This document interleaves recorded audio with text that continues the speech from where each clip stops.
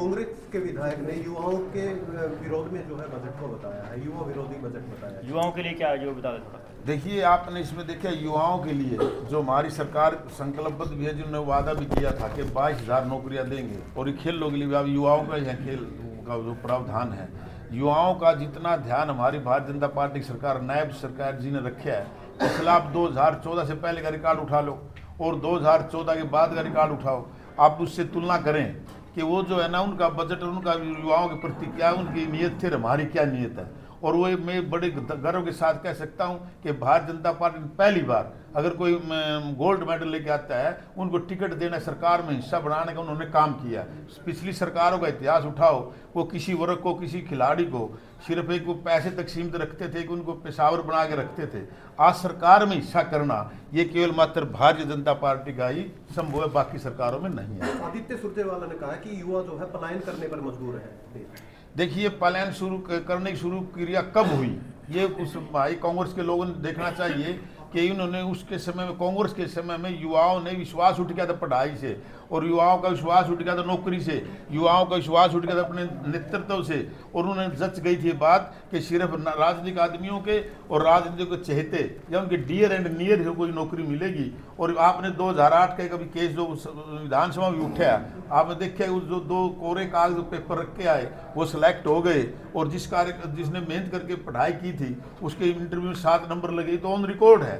तो उन भाइयों ने पहले अपने अंदर झांकना चाहिए कि ये युवाओं के लिए किस सरकार ने क्या किया है। ये कोई छुपाने की या कोई बताने की बात नहीं है, वो केवल मात्र ढिंढोरा पीटते हैं, झूठ बोलते हैं, झूठ की राजनीति करते हैं, और झूठ बोलकर हरियाणा के अंदर एक ऐसा विधानसभा माहौल क्रिएट किया पैसे के दम पर कि सभी नीचे से लेकर ऊपर तक ये माहौल। ये कांग्रेस आई, बीजेपी गई, लेकिन हालात जनता के, जो जनता ने भारतीय जनता पार्टी की पॉलिसी पर मोहर लगाई है, भारतीय जनता पार्टी की नीयत भी ठीक है और नीति भी ठीक है। हमारे नेताओं पर मैं गर्व के साथ कह सकता हूं कि चाहे हमारा मंडल स्तर कार्यकर्ता हो, चाहे हमारा राष्ट्रीय स्तर कार्यकर्ता हो, आज तक किसी हमारे नेता पर किसी प्रकार का कोई आरोप नहीं है। इससे बड़ी खुशी की बात क्या होती थी, कांग्रेस के टाइम में तो भाई भतीजावाद, परिवारवाद, क्या SC नॉमिनेट होते थे तो उनके परिवार के लोग नॉमिनेट होते थे, पर कोई अच्छी नौकरियां लगती थी तो उनके परिवार के लोग नौकरियां मिलती थी। और ये जो कहावत आपके सामने आई है, कोर्ट में केस गया है कि जिन्हें कोरे पेपर रखे वो सिलेक्ट हो गए, जिन्होंने पेपर दिया वो रह गए थे। अब युवाओं की बात करते हैं, पलायन की बात करते हैं, ये शुरुआत की किसने?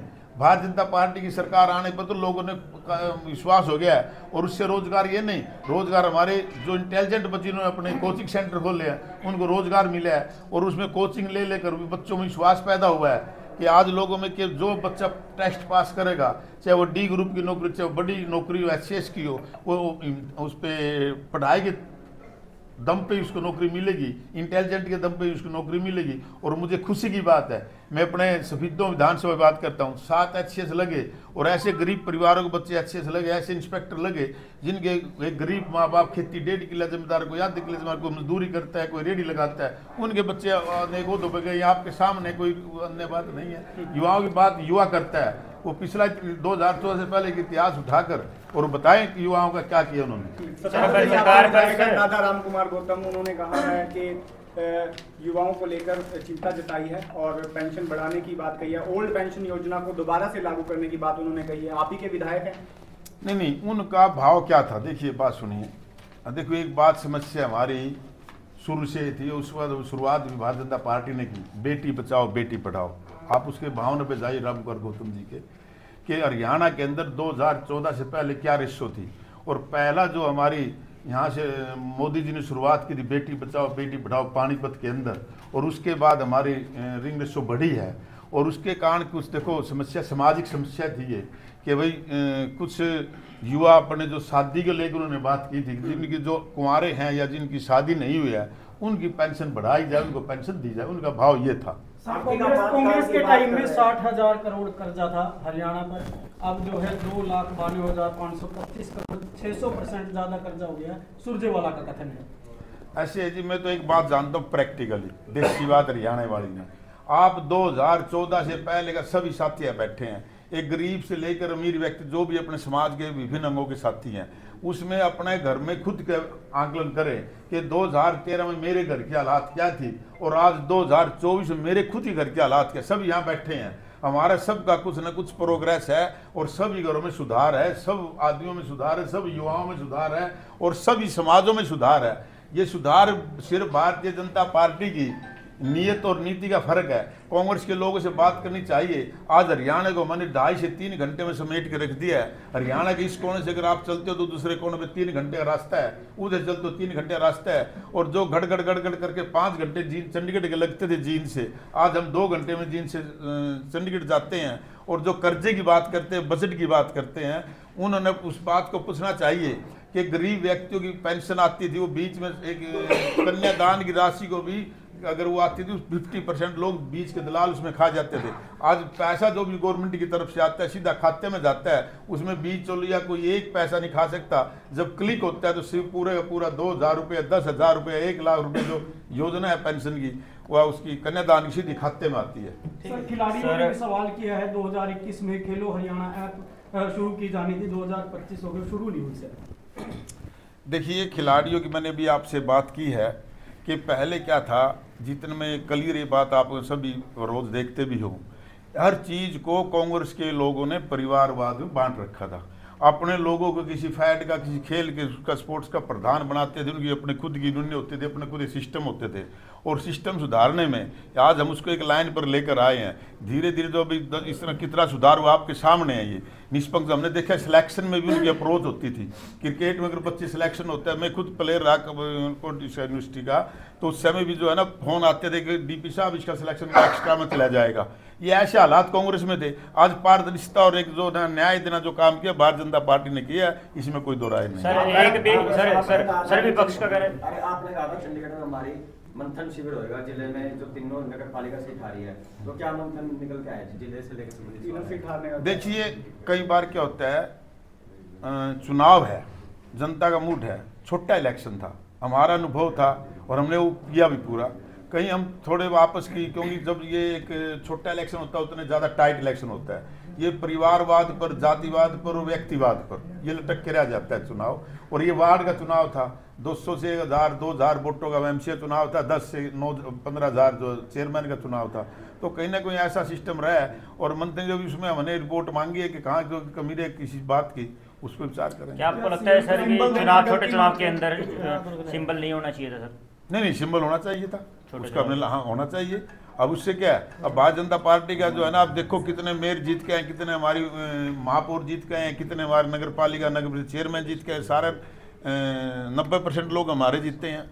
बहुत हो गया ये तुम्हारा। मैडम क्या कुछ कहना चाहेंगे? बजट जो है वो जारी किया गया था, बजट को लेकर मुख्यमंत्री जी ने कल बजट की जो घोषणा की है उसमें महिलाओं के लिए, कर्मचारियों के लिए, बच्चों के लिए और हॉस्पिटल के सभी के लिए बहुत ही अच्छा बेनिफिट लेकर के आए हैं। और महिलाओं के लिए 50% और 5,000 करोड़ रुपए का बजट उन्होंने रखा है, तो ये बहुत अच्छी बात है ताकि महिलाएं आत्मनिर्भर बनेंगी। मैडम 2100 की सौगात भी जो है वो भी देने का निर्णय जो है वो लिया है? हाँ, वो भी लिया है और वो भी मिलेगा, बहुत ही जल्दी मिलेगा। ठीक है जी, बहुत बहुत धन्यवाद। सबसे पहले तो मैं आप सभी का हार्दिक अभिनंदन, हार्दिक स्वागत करता हूँ कि आप सभी आज हमारे भारतीय जनता पार्टी कपिल कमल कार्यालय में पहुँचे हैं। मैं अध्यक्षा की तरफ से, अपने भाई सोग जी की तरफ से आप सबका हार्दिक अभिनंदन और स्वागत। आज जैसा आप सभी पता है कि हमारा दोनों बजट पे चर्चा ये हमारा विषय है और आप सभी ने पता भी है हमारे प्रदेश के बहुत ही लोकप्रिय और बहुत ही ऊर्जावान युवा मुख्यमंत्री भाई नायब जी सैनी ने जो बजट पेश किया अपना पहला, उन्होंने सभी वर्गों का विशेष ध्यान रखा है। किसान वर्ग का, गरीब वर्ग का, मजदूर वर्ग का और व्यापारी वर्ग का और शिक्षा संस्थान, जो भी प्रत्येक ऐसा कोई वर्ग नहीं है जिसको इस बजट में छुआ ना गया हो। और ऐसा बजट ने पहला रिकॉर्ड टूटा इस बजट से कि हर वर्ग को इसका लाभ पहुंचा है। और ये आपके सामने भी है, कॉपी सबने आपने पढ़ा भी है, सुना भी है और विधानसभा में इसकी बड़ी खुल के चर्चा हुई है और सभी ने जोरदार इसका, आम जनमानस ने, सब ने इसका जोरदार स्वागत किया है। इसके लिए मैं जो है ना माननीय नायब सैनी जी का और हमारे पूरे कैबिनेट सत्र का और हमारे जो भारतीय जनता पार्टी के शीर्ष नेतृत्व का आभार व्यक्त करता हूं कि गरीब आम जनमानस के जनित में जो इन्होंने बजट पेश किया है उससे हमारे हरियाणा के अंदर सभी उत्साहित हैं, बड़ी सभी खुश हैं। और विशेषकर किसान, जिसका पिछली सरकार किसानों का ढिंढोरा पीटते थे लेकिन उन्होंने किया कभी किसान लिए कुछ नहीं है, भारतीय जनता पार्टी की सरकार ने 2014 से और अब तक जितना भी काम हमारे हर वर्ग के लिए किया, विशेषकर किसान, मजदूर और गरीबों के लिए सीधा उनका डायरेक्ट खाते में पहुंचाना है, जो पैसा काम किया है ये भारतीय जनता पार्टी की सरकार ने किया है। इसके लिए मैं हरियाणा की जनता की तरफ से माननीय प्रदेश के लोकप्रिय मुख्यमंत्री जी, जो 24 घंटे मैंने देखा कि परसों परले दिन हम इकट्ठे, हमारा जो बजट पेश के बाद जो भोजन था 2 बजे तक लोगों से मिलते रहे, 2 बजे तक। तो ऐसे लोकप्रिय मुख्यमंत्री का धन्यवाद करता हूं।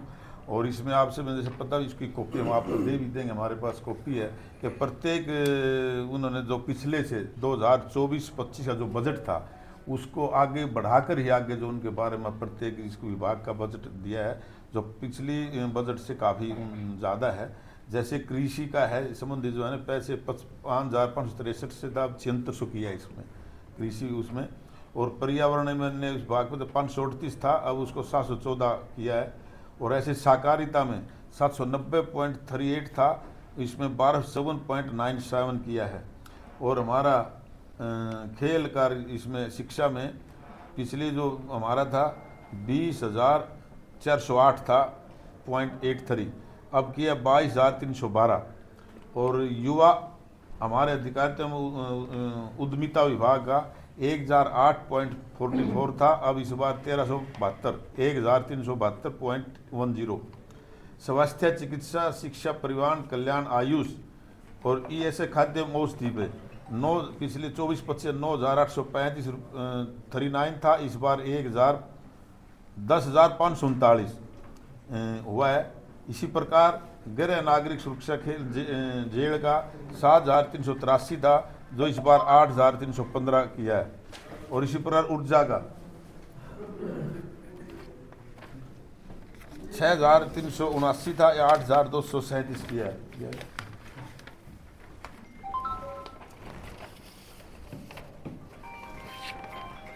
तो ऐसे हमारे जो है ना ये 10 बड़ी घोषणाएं जो आपके लिए सबसे काम की है।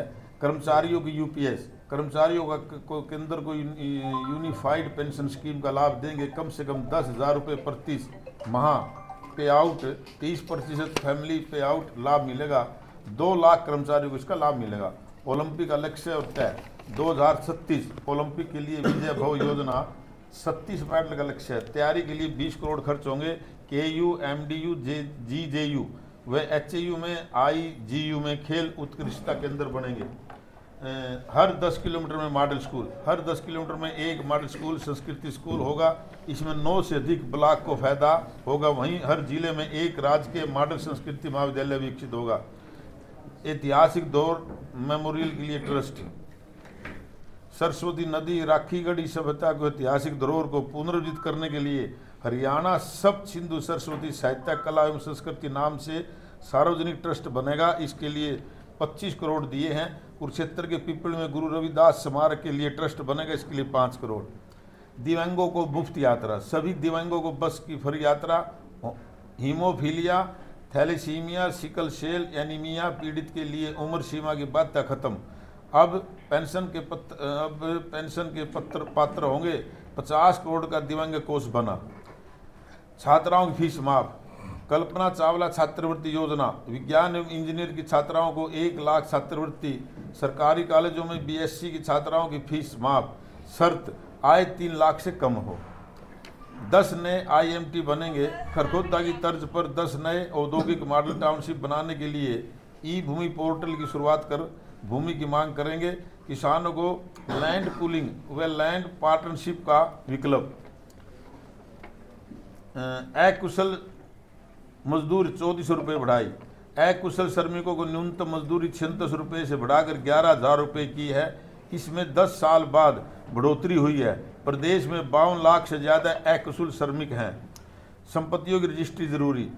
डेवलपर्स बिल्डर्स सोसाइटी प्राधिकरण के लिए अचल संपत्तियों की रजिस्ट्री अनिवार्य होगी। अलाटी को निश्चित अवधि में मौजूदा कलेक्टर रेट पर स्टाम्प शुल्क देना होगा। 17 जिलों में डे केयर सेंटर। जिला अस्पताल में CT scan, MRI, ultrasound, blood analyser, digital X-ray व प्राइवेट रूम की सुविधा होगी। 17 जिलों में कैंसर के लिए डे केयर सेंटर बनेंगे। ये मेरी